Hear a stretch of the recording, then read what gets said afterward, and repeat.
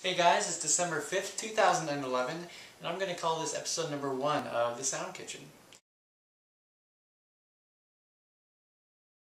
So, I'm not just in the kitchen because I think it's a nice play on words. I actually have a reason today. We are working on a rain sound effect, which is going to require the stove. Let me show you what our ingredients are today. So we got plastic bag, some kind of pot or pan that you can put on the stove. Make sure it's not a non-stick, so make sure you don't have a non-stick pan. You don't want to have it sit on the heat unused. More on that later. Cookie sheet or some kind of thin tin. And then a turkey baster or a dropper of some kind with a reservoir of water. Okay, so the first thing we need to do is to get some nice, just general rain sound. These aren't going to be droplets, these are going to be kind of just a general atmospheric rain. All you have to do is just grab a bunch of grocery plastic bags.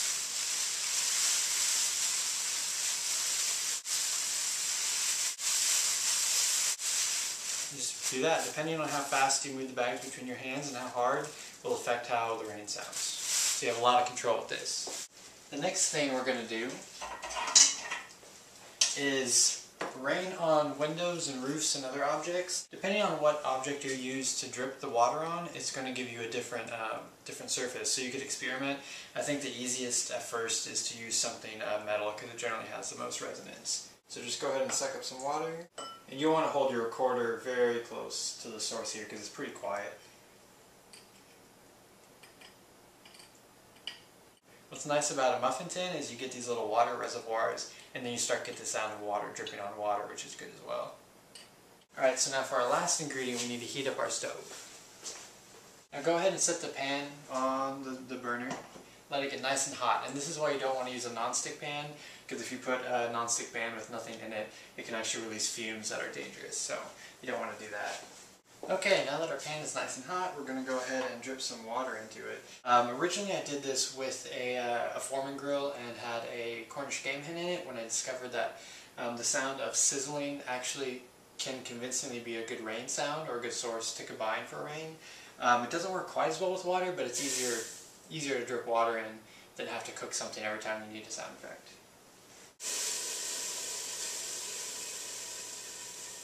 The longer you can get that sizzle, the better. Now we'll go ahead and take our bag, our muffin tin, and our pan with sizzling water in it and combine those in Pro Tools. Alright, so now we're going to go ahead and take those sounds we recorded in the kitchen and put them to picture. I took just a little video off YouTube of some footage of rain, just so we had something to kind of look at and base this off of. Let me get my headphones up here. Okay, now I can hear myself. Alright, so as you can see, I imported what we recorded before: plastic bag, water drops, and pan sizzle, and these are actually recorded today. And honestly, you know, even though I know these techniques and I use them, most of the time I do pull Sound Library Rain just because it's so easy and it's right there. But in the spirit of the Sound Kitchen, I wanted to do it fresh for you. So so that's what we're doing. And it's fun to do it yourself if you have the time. And it's kind of where, for me anyway, where the passion in sound design and the joy in sound design, it's when I can create sounds from scratch or go out outside and record things and go to cool places and find neat things that make neat sounds.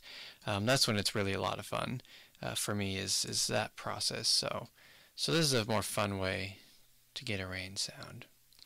So I think my capture software is lagging Pro Tools pretty hard right now for some reason. So sorry for my weird clicking delays, but okay, so I'm just gonna take this first clip of the plastic bag. I'm just gonna have confidence that it's gonna work. Let's listen. Here's just a plastic bag.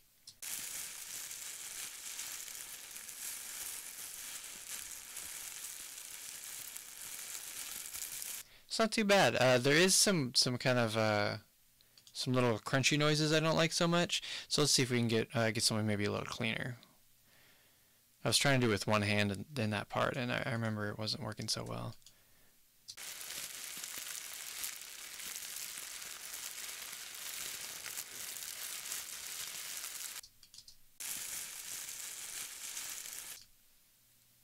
Alright, So let's slide this over here. You know, I'm just going to stick with what I went with first. Let's not overcomplicate it.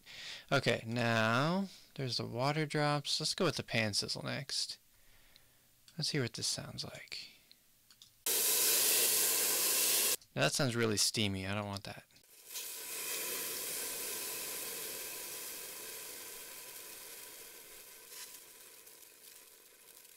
So you can kind of hear right when it gets to the end where all that steam kind of gets out of the way, you get some nice little droppy sounds. I think I might have had my pan a little too hot. It was creating a lot of steam and the mic was picking that up.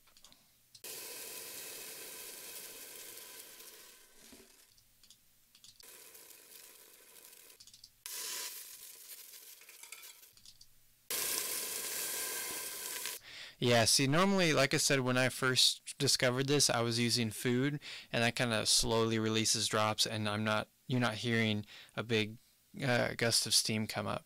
So it would work better if you could find something that could give you a less steamy but still sizzly sound. So maybe olive oil or something like that, or butter or something that won't evaporate quite as quickly as water will. But what I can do is I can just use this a little bit and find a use for it, I bet. So let's slide this over with our picture.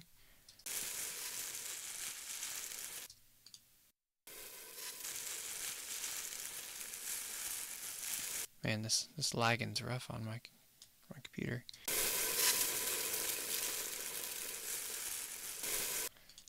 And because I can hear some fluctuations in that sound, I don't think it's going to loop well, but let's just kind of play with it anyway. We can put it low in the mix. Eek, I'm going to have to figure out what's making my Pro Tools lag so bad. This is torture. Come on, I just want to slide you around. Okay. Alright. Oops. Come on. I'm sitting here like waiting for it to respond. Alright, let's see. God, this is so slow.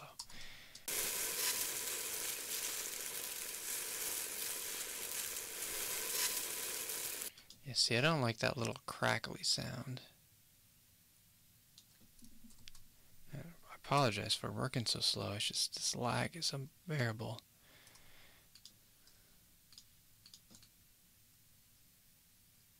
You know, let's just do this.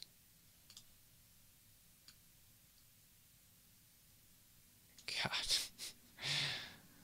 Okay.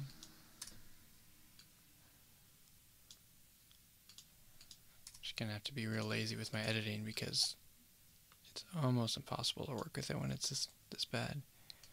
It's funny because I'm using the same software I normally use, but anyway, not important. Okay, let's go ahead and just turn all of this lower in the mix.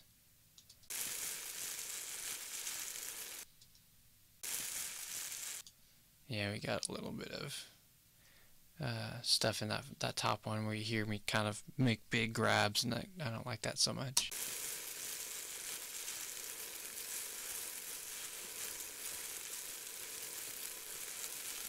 Okay, let's start with that. And then we got our water droplets. Oops, that's our pan sizzle. Here's our water drops. See what this sounds like on its own. Get rid of the plastic bag. Now what you could do also is you could layer those plastic bag parts of it all on top of each other, but I don't think I want to do that.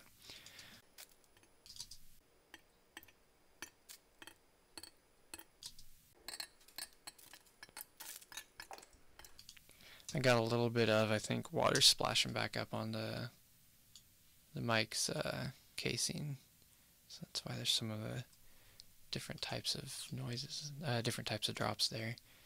Okay, let's go ahead and probably gonna have to add some reverb to these, and maybe do some time compression too.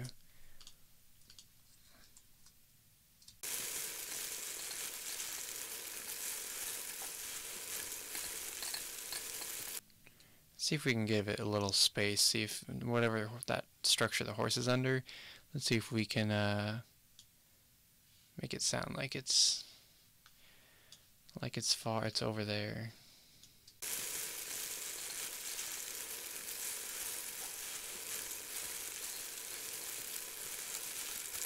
That's better. That sounds funny on its own, but in the mix it sounds okay.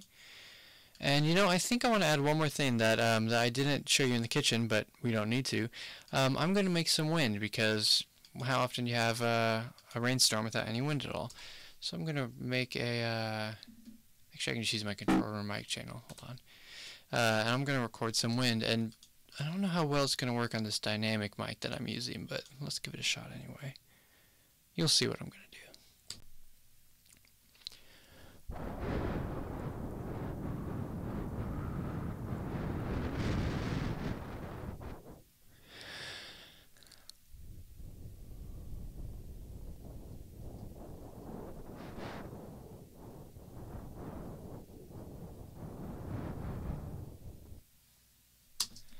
So stupid simple, right? Just blowing into the mic.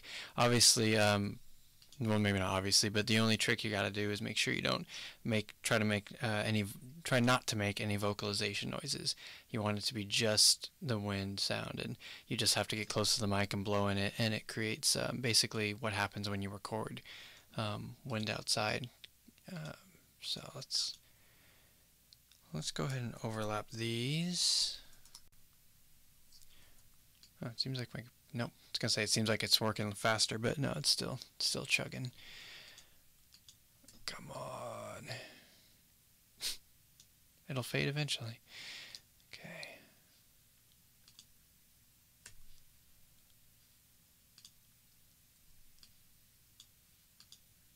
Eesh.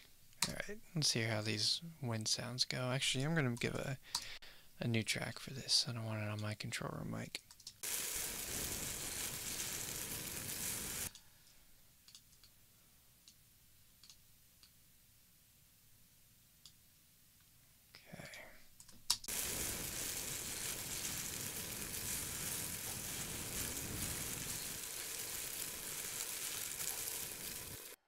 Now, I don't really like my pan sizzle all that much. That water droplet wasn't ideal.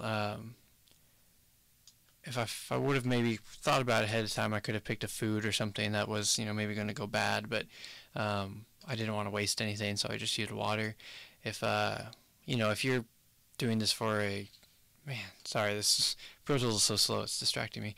If you're doing this for a gig where you're getting paid, you can obviously afford to go buy some food, and you know, maybe you could just eat it for dinner or whatever after you cook it. But yeah, try to find something that gives you more of like a steady sizzle cooking sound instead of an evaporation sound, and you'll get better results than I am right now.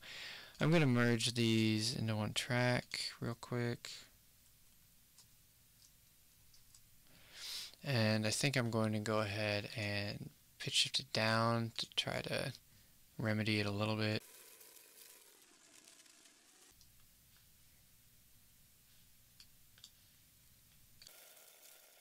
Actually, I'm going to pitch shift it up. I just listened to it and it sounded a little bit better pitch shifted up. Okay. But speaking of pitch shifting, the wind to me doesn't sound all that great. Let's combine these. Oops. To be on the same track to combine them. Come on, respond to my commands.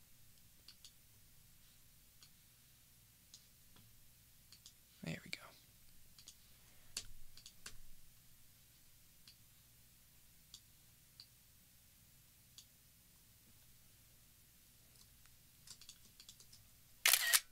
Oops, taking pictures of the screen. There we go.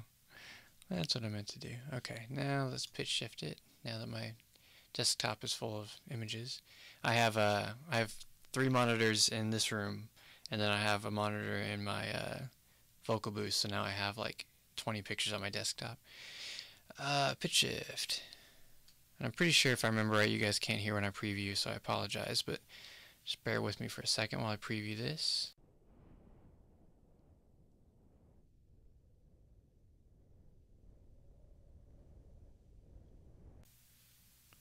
Okay, so if you listen to the wind,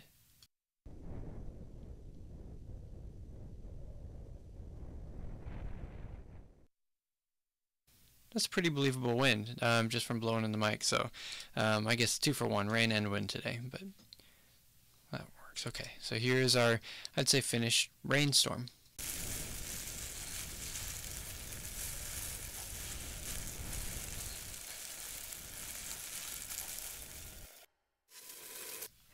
And with some more finesse, you could get, you know, maybe I didn't do any stereo panning, so you could do some of that. You could get maybe a better reverb to get on those metal droplets, and you could also record droplets on other surfaces, like I said. So I assume that horse is actually probably under, he might be under a tin roof. I see like a wooden